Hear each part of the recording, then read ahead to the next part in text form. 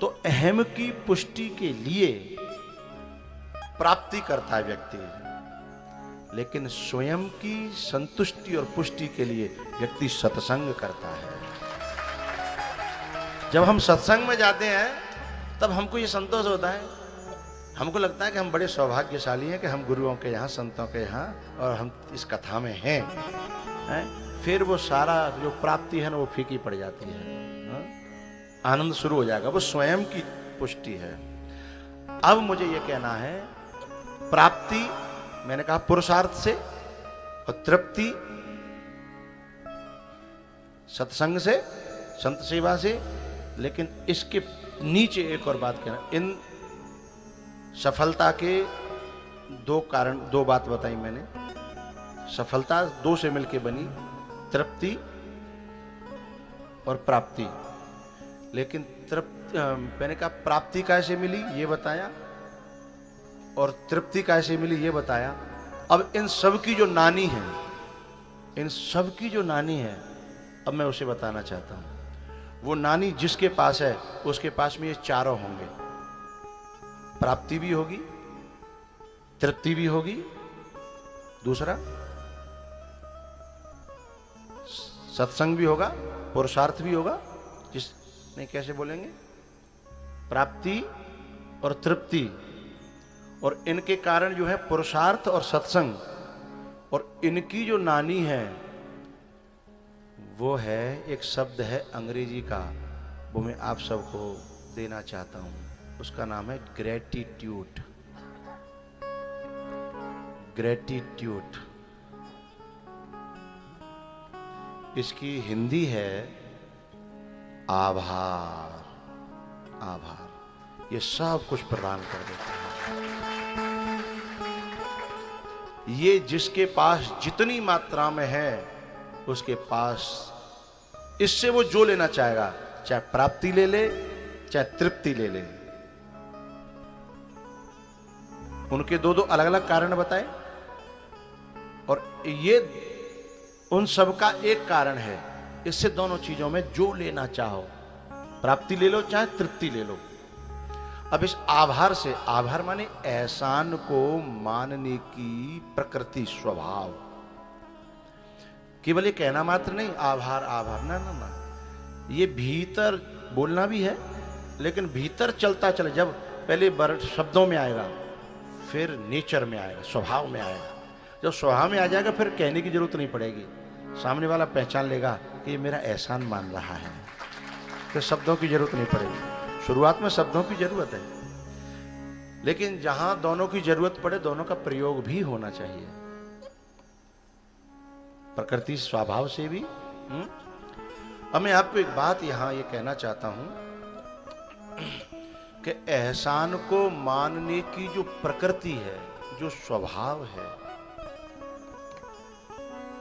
वो जिस व्यक्ति में आ जाएगा, आभार की प्रकृति प्रवृत्ति जिसमें आ जाएगी, उसे सब चीज प्राप्त हो जाएगी। जो आभार शब्द है ना,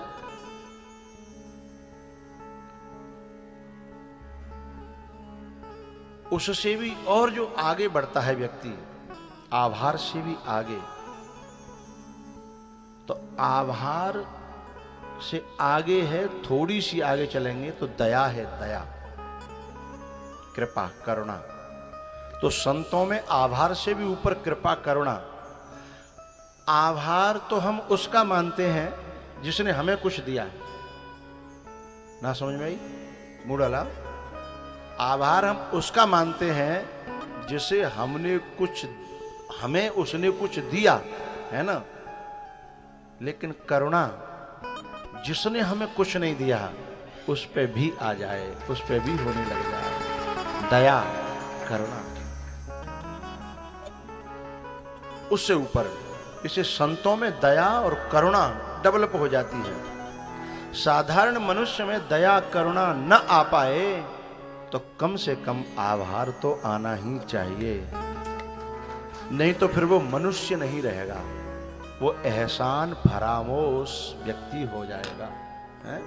जिसमें ग्रेटिट्यूड नहीं है, जिसमें आभार एहसान मानने की प्रवृत्ति नहीं है। अब मैं आपको एक ऐसी बात बताना चाहता हूं, एक उदाहरण दे करके। आभार मानने की प्रवृत्ति कहां से आती है? जो आभार मानने वाले जो महापुरुष होते हैं, वे उनके सानिध्य में जो रहते हैं, वो धीमे धीमे उनसे इस बात को ले लेते हैं, खींच लेते हैं, पकड़ लेते हैं। लेकिन पकड़ना चाहेंगे तो पकड़ पाएंगे। यदि पकड़ने की इच्छा नहीं होगी तो नहीं पकड़ पाएंगे। हाँ?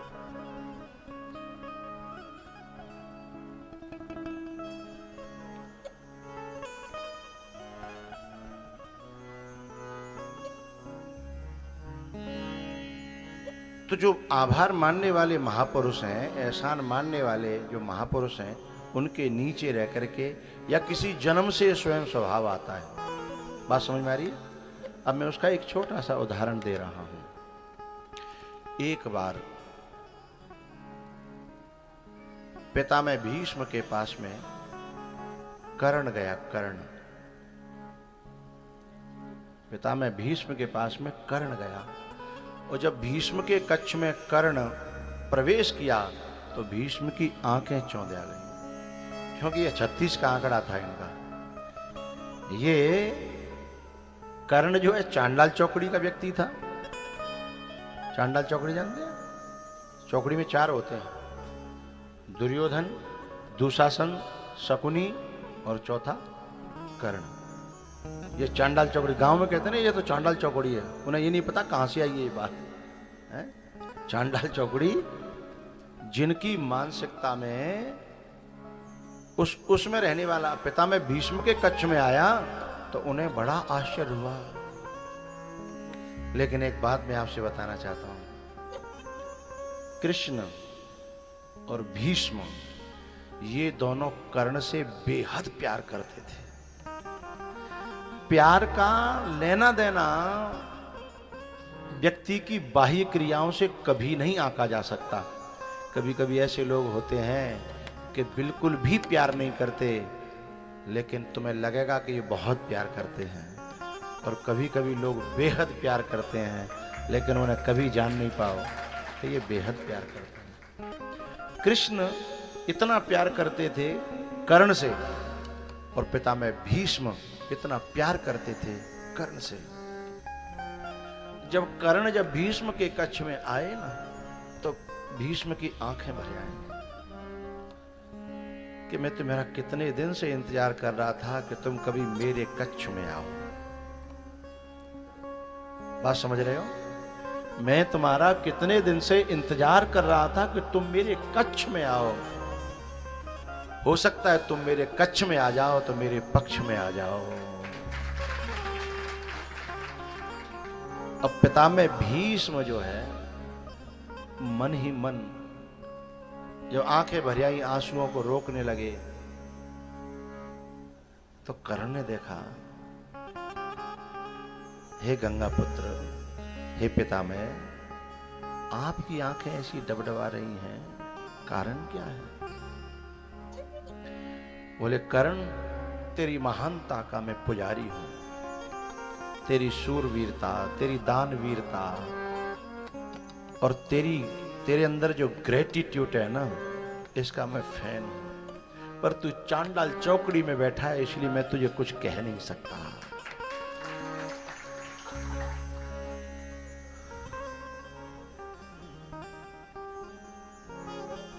कर्ण ने कहा कि मैं आपके आज कक्ष में हूं, आप कह सकते हो जो भी कहना हो। बोले, जो भी कहना हो वो तो बहुत मुश्किल है तुम्हें पचना, क्योंकि पहले कोई चीज, गलत चीज जब आदमी खाता पीता है तो उसे स्वीकार नहीं करता शरीर और मन। जैसे बीड़ी मानो, गुटखा मानो शुरुआत में, लेकिन वो तो दोस्त धीमे धीमे लत लगाते हैं, 2-2 दाने दे करके, 2-2 घूंट दे करके वो लत लगाते हैं।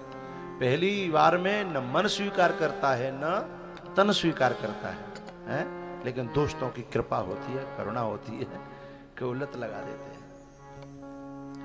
इसीलिए भीष्म कहते हैं कि मेरी बात तेरी समझ में अभी नहीं आएगी, क्योंकि तू किसी और चौकड़ी का हिस्सा है, लेकिन मैं कुछ बात जरूर कहूंगा। बोले बोलो। भीष्म ने कहा, बेटा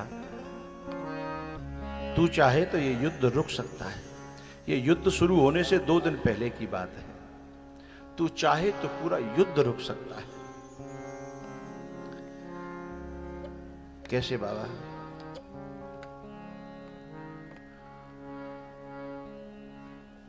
बोले कुछ ऐसी बात है जिसे मैं कहना भी नहीं चाहता और जिसे मैं कहना भी चाहता हूं। मैं कहना तो इसलिए चाहता हूं कि बहुत लोगों का भला हो जाएगा, लेकिन मैं कहना इसलिए भी नहीं चाहता कि तू मेरी बात मानेगा नहीं। और वो तू इसलिए नहीं मानेगा क्योंकि तू बहुत महान है।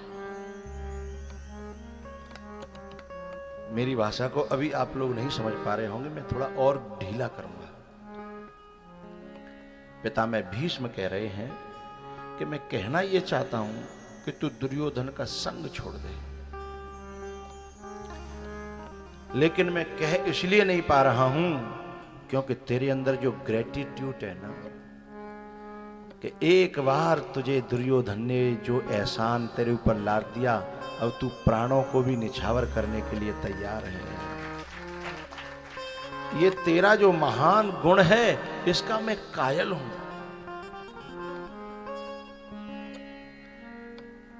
लेकिन यदि हो सके तो मेरी बात को चित्त पे धरिएगा, विचार करिएगा।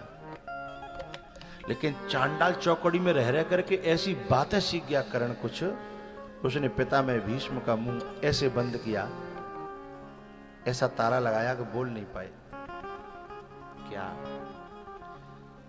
करण ने एक ही बात कही,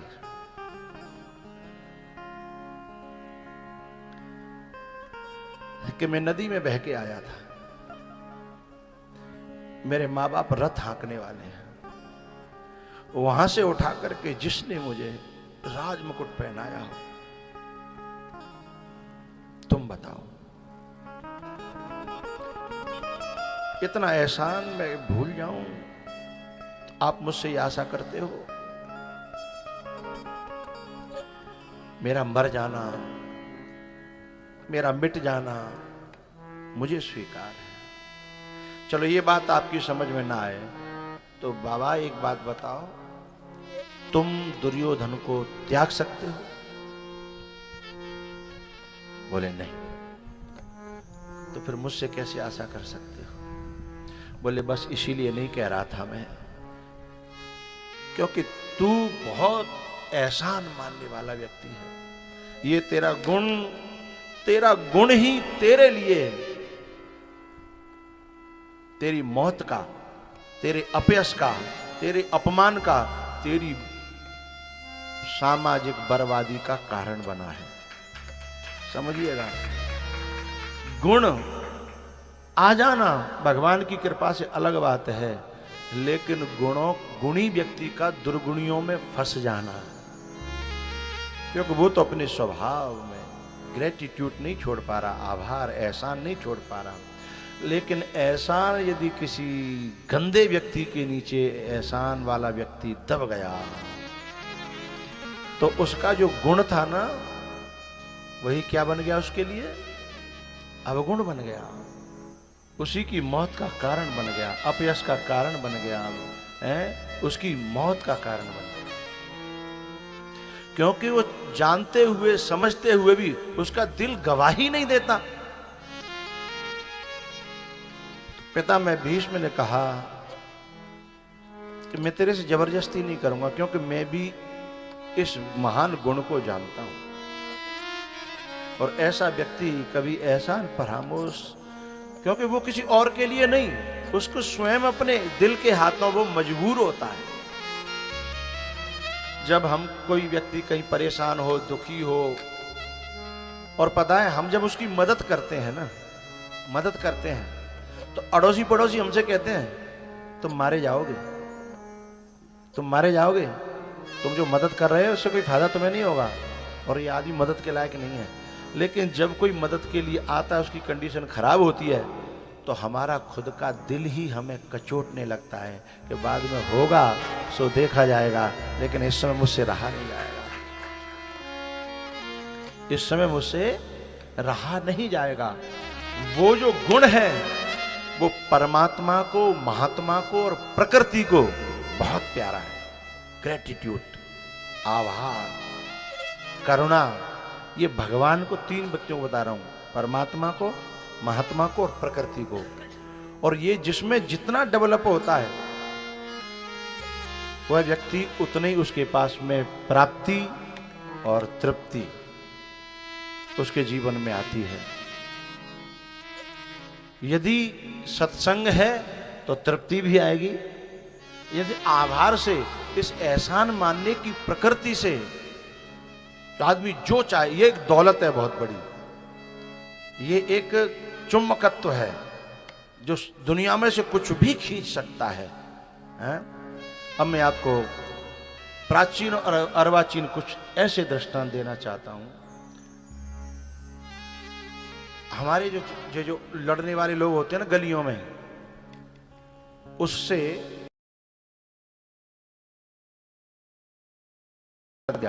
उसके बाद पंचायत जुरी लोग कहने लगे कि तू क्षमा मांग ले, और गलती बाकी थी, क्षमा क्यों मांग लूं? शुरुआत मैंने करी, एंड मैंने कर दिया, काहे की क्षमा? ये गांव की, गली की और मोहल्ला की 2 कौड़ी के जो आदमी होते हैं उनकी बात बता रहा हूं। लेकिन जो बहुत बड़ा आदमी होता है ना, उसका पैर भी टच हो जाए किसी से, मारा तो नहीं है ना, लठ तो नहीं दिया, खून तो नहीं निकला, जख्म तो नहीं हुए ना, पैर भी लग जाए तो तुरंत कहता है क्षमा करिएगा, और भीतर से कहता है ना ना ना, अरे भीतर से कहता है, अंदर से बाई हार्ट कहता है सॉरी सॉरी, पैर लग गया आपके। एक व्यक्ति कह रहा लठ देने के बाद में भी कहे को क्षमा मांग लो, हैं? गलती उसने करी थी। तो अब ये व्यक्ति कहां पहुंचेगा? जहां है वहां भी नहीं रहेगा, ये वहां से बहुत नीचे जाने वाला है। इसने लाइन चुन ली है। जैसे नारद जी जब जा रहे थे गाली देते हुए भगवान को, तो भगवान बीच में आ गए, बोले नारद जी कहां जा रहे? बोले आपके पास आ रहा था। बोले नारद जी आपने रास्ता तो कहीं और का चुन रखा है? मैप में देखो इस रास्ते को, काम क्रोध मद लोभ सब नाथ स्वर्ग के पंथ के बैकुंठ के पंथ। तुम कह रहे हो कि बैकुंठ आना था, और रास्ता कौन सा चुना है आपने? कि कई रास्ता चुनती है प्राप्ति का, है? और प्राप्ति और तृप्ति दोनों चली जाती हैं। इसलिए रास्ता कौन सा चुना है हमने? रास्ता कौन सा है हमारे पास? तो जो महान, कुछ लोगों के मैं नाम लेंगे, हमारे देश का महान क्रिकेटर, क्रिकेट का भगवान सचिन तेंदुलकर, जो सौभाग्य से हमारे देश को वो महान हस्ती मिली, 10वीं फेल, पास नहीं तो 10वीं फेल। खिलाड़ियों के कमरे में उसकी तस्वीर और उस पर अगरबत्ती लगी हुई जरूर मिलेगी आपको, जितने भी क्रिकेट के खिलाड़ी होंगे। 10वीं फेल व्यक्ति। मैं उस दिन टेलीविजन पर था, जिस दिन वो क्रिकेट से संन्यास ले रहे थे ना, हैं? उन्होंने अपने सारे गुरुओं को याद किया। सबसे पहला वल्ला जिन्होंने दिया उनको याद किया। और एक व्यक्ति ने हमें बताया कि वो एक भी रन लेते ना, एक भी रन, उस एक रन के लिए भी परमात्मा को और गुरु को बल्ला उठा करके वो आभार कहते हैं। कहाँ 10वीं फेल व्यक्ति, नौकरी भी लगना बड़ा मुश्किल, कौन लेगा 10वीं फेल को? हैं? मजदूरी भी मिलना बड़ा मुश्किल है, कोई हाइट नहीं है, कोई सेना में भी जाने की जो क्षमता नहीं है, बल्ले के लिए भी पैसे नहीं है, किसने बुआ ने दिलाया, किसने दिलाया है? और वो व्यक्ति हिंदुस्तान का नहीं पूरे विश्व का नंबर 1 खिलाड़ी बन गया। क्या था उसके पास? जरा खोजिएगा अपने आप, अब हैं, खोजिएगा। हाँ, एक बार ऐसे ही अपनी टीम और विदेश की टीम दोनों थी, उन दोनों में झगड़ा हो रहा था तो न्याय के लिए दूसरी टीम ने कहा कि सचिन कह दे तो मान लेंगे, सचिन कह दे तो मान लेंगे। तो सोचिए, जो विपक्ष की टीम जिस पर भरोसा करती हो उसने क्या कमाया होगा अपनी जिंदगी में, है? उसने क्या हासिल किया होगा। ये कमाई सच्ची कमाई है और ये आभार से आती है।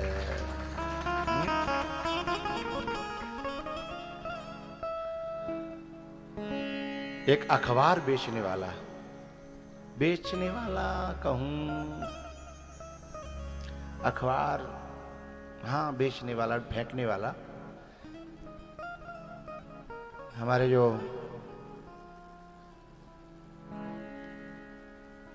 कलाम साहब, जो एक मछली पकड़ने वालों के उस तीन टप्पर नहीं, झोंपड़ी, रावटी कहते हैं, उनमें से निकल करके कोई कल्पना कर सकता है कि वो हिंदुस्तान का, और कौन से हिंदुस्तान का, जो हिंदू प्रधान देश है? उस हिंदुस्तान का उस वैमनस्यता को चीर करके अपने आभार के बल पे, अपनी ग्रेटिट्यूड के बल पे उस विषमता की खाई को चीर करके, और उस पद पे पहुंचना जहां से ऊपर हमारे हिंदुस्तान में कोई पद ही नहीं। जबकि उनका समाज, उनके लोग, उनके जाति के लोग, उनके समाज के लोग ये तक कहने में डरते हैं, वंदे, क्या भारत की जो धरती भारत माता की जय, भारत माता की जय, है उसे कहने में, वहां से निकल करके, जबकि उसको तो ये भी होना चाहिए कि मैं कितना भी कुछ कर लूंगा लेकिन ये लोग मुझे स्वीकार थोड़ी करेंगे, क्योंकि मेरे ऊपर एक जाति का ठप्पा भी तो है, हैं? मेरे ऊपर एक ठप्पा लगा है, मैं कितना भी भला कर लूंगा लेकिन चुनेंगे। लेकिन उस सब खाई को चीरते हुए, इसलिए नथिंग इज इम्पॉसिबल। यदि तुम्हारे पास ग्रेटिट्यूड है तो, यदि तुम्हारे पास ग्रेटिट्यूड है, आभार है, तो nothing is impossible, everything is possible.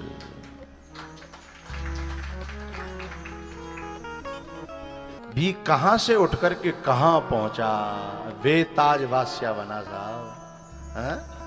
वो तो बस इतनी गड़बड़ी हो गई कि ऊपर से बूंद गिरी थी और गिरते गिरते गिरते सांप के मुख में चली गई, इसलिए जहर बन गई है। बूंद तो बड़ी पवित्र थी, है?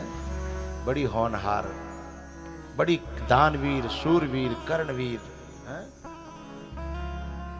इसलिए ये जो ग्रेटिट्यूड है ना, सफलता की नानी है, सफलता की, हाँ, ग्रेटिट्यूड सक्सेस की नानी है, ग्रेटिट्यूड। इसलिए हम जब भी गाते हैं ना तो दिल से गाया करो, आभार तेरा, आभार तेरा, है? सांसों की सरगम से आभार तेरा, सांसों की सरगम से आभार तेरा। आता है क्या? नहीं आता होगा। तो जो मैंने एक एक छोटे छोटे दृष्टांत दिए, एक तो ग्रंथ का दे दिया और एक खिलाड़ी का दे दिया। अब इससे जब तुम खोजोगे ना तो बड़े बड़े लोगों में ये कहीं ना कहीं तुम्हें भीतर छुपा हुआ गुण मिलेगा। अच्छा, है हम सब में, है हम सब में, लेकिन हम जैसे लोगों में रहने लग जाते हैं वो उसी को डेवलप कर देते हैं। उपजय बिनसय ज्ञान जिमे पाए सुसंग कुसंग, है? वे जब रोज ट्रेनिंग देंगे, कहे जी जिंद का चुना है आभार भावारंत मर गए आभार भाई, हाँ थोड़ा सा चंट बनो, चालाक बनो, तुम भी कुछ थोड़ा सा सीखो, चालाकी होशियारी हैं, छल कपट सीखो, दुनिया में जीनो तो हैं। जो रोज सुनोगे तो तुम आभार पे पानी फिरा दोगे। बोले सही कह रहे यार। और फिर उसके पास, मेरे पास तो 2-4 दृष्टांत हैं, वे तो तुम्हें रोज दिखाएंगे। देखो जी मारे हो गए बिना बात चक्कर में हैं, जी मारे हो गए जी बहुत आवार कर तो हैं, जी बहुत आवार कर तो उनके पास, क्योंकि कहेऊ कथा सत सवतिक है। कैसी कितनी कथा है कहीं? सत माने 100। मंथरा के पास 100 दृष्टांत थे, उदाहरण थे हैं। अब हम जैसे कहां से लाएंगे 100 भैया? एक आध दे देंगे, 2 दे देंगे, और बाकी बात हम तो कबू कबू मिलेंगे, कबू कबू देंगे हैं।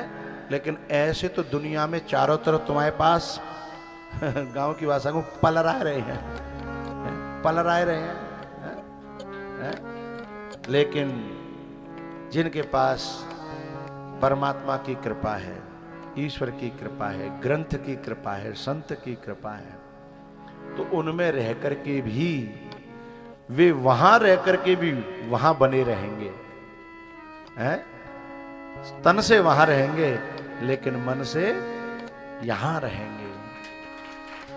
कृपा है तो, और यदि बिन की कृपा ज्यादा है गई पलराई वारी न की, तो कुछ लोग यहां रह करके भी वहां चले जाएंगे मन से हैं।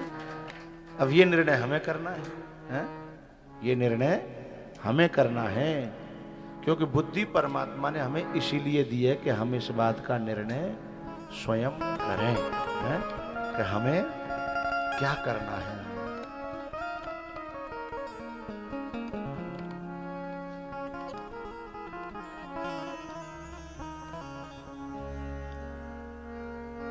मुझे तूने दाता बहुत कुछ दिया है, तेरा शुक्रिया है, तेरा शुक्रिया है।